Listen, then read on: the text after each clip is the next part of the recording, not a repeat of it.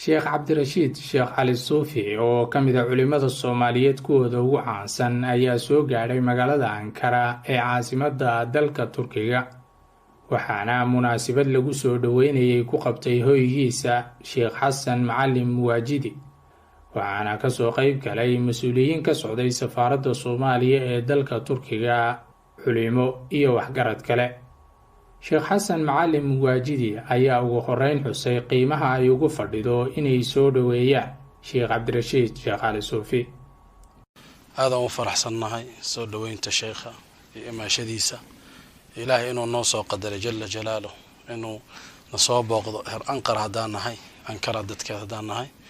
in noo imaado sheekheena sheekh cabdirashiid cali suufi xafidahu allahu tacaala waracaah ilaahayna safarkiisa uu fududeeyo arrimaha uu yimid ilaahay subxaana wa tacaala si sahlan inuu ilaahay ugu sahlo jalla jalaaluhu ويرجع إلى بلده سالما غانما بإذن الله تبارك وتعالى شيخ كسودو أنكرة وبارك الله فيك sheekh cabdirashiid oo dhankiisa hadal ka jeediyey munaasabadda ayaa ugu horreyn guud ahaan bulshada soomaaliyeed u dardaarmay alla ka cabsi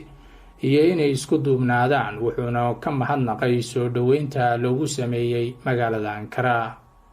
alxamdulilah ikhwaani baadi bad-in marka ugu horeysa waxaan isku waaninaynaa majlis kastoo la isugu yimaadana ay waajib tahay in la isxusuusiyo waxaa lanoo abuuray oo ah cibaadada rabbigan jalla jalaaluhu iyo daacadiisa innagayna dan inoo tahay ee ilaahay jalla jalaaluhu waxba uma tarayso waman jaahada fa inamaa yujaahidu linafsihi ina allaha laganiyun can ilcaalamiin marka insha allah taasaan isku wada waaninaynaa kulligeen inaanu dadaallo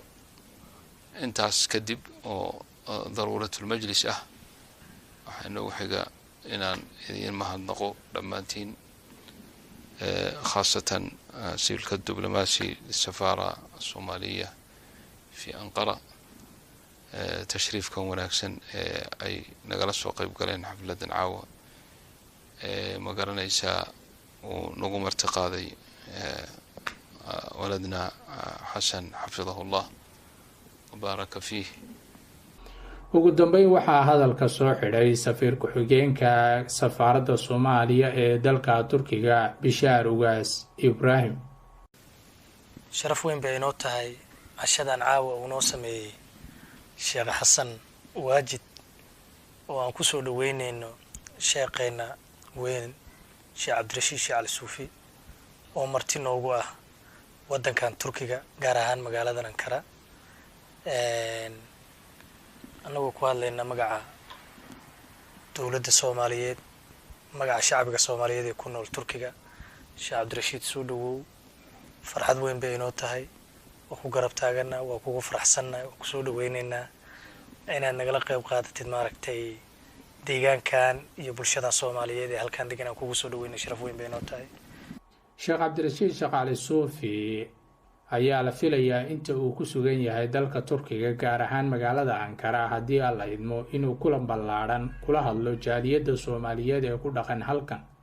wuxuuna ugu dambeyntii nagu tuujiyey salaada cishe codkiisa sida weyn loo jeclaysto